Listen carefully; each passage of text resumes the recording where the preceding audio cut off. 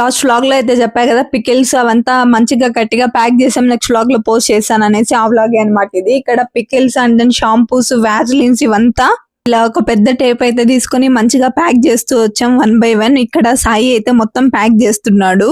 ఏం అక్కడ దొరకవా, ఇక్కడ నుంచి తీసుకెళ్లాలనా కంపల్సరీనా అని అనుకుంటారు. కానీ అక్కడ ప్రైజెస్ అందరికి తెలిసిందే కదా, నార్మల్ గా అబ్రాడ్ లో ప్రైజెస్ ఎలా ఉంటాయో. సో అందుకు మాక్సిమం వాడికి యూజ్ అయ్యే ఐటమ్స్ అండ్ దెన్ కంపల్సరీ ఇవి నాకు కావాలి అనుకున్నవి ఎవ్రీథింగ్ అయితే తీసుకెళ్లాడు. నెక్స్ట్ ఎలానో కొనాలి కదా, ఫస్ట్ అయినా సేవింగ్ గా ఉంటుంది అన్నట్టు. ఇంత వెయిట్ అని వస్తుంది కదా పర్ పర్సన్, సో వాడి వెయిట్ అంతా అయితే అయ్యేటట్టు తీసుకెళ్లాడు. నెక్స్ట్ ఆ ప్రాసెస్ మొత్తం కంప్లీట్ అయిన తర్వాత పికిల్స్ అయితే ప్యాక్ చేస్తున్నాను.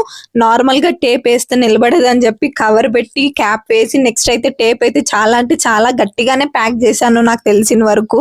మనం ఎంత గట్టిగా లీక్ అవ్వకూడదు అని ప్యాక్ చేసినా కూడా లీక్ అయ్యే ఐటమ్స్ అయితే లీక్ అవుతాయి. సో ఇక్కడ పికిల్స్ అవంతా ప్యాక్ అయిన తర్వాత వెయిట్ అయితే చెక్ చేస్తున్నాడు. ఫస్ట్ ఆఫ్ ఆల్ ఈ టోటల్ గ్రాసరీస్ బ్యాగ్ అయితే 25 kilos అయితే వచ్చింది. నెక్స్ట్ బట్టల బ్యాగ్ కూడా ప్యాక్ చేయాలి, నెక్స్ట్ వీడియోలో అయితే మీతో షేర్ చేసుకుంటాను. కానీ ఈ వెయిట్ మిషన్ కన్నా లగేజ్ వెయిట్ మిషన్ క్యారీ చేయడం చాలా బెస్ట్ అని చెప్పుకోవచ్చు. మేమైతే ఎయిర్పోర్ట్ కు వెళ్ళిన తర్వాత చాలా ప్రాబ్లమ్స్ ఫేస్ చేసాం. అవంతా ఫర్దర్ వీడియోస్ లో షేర్ చేస్తాను. Please do like, share and subscribe guys.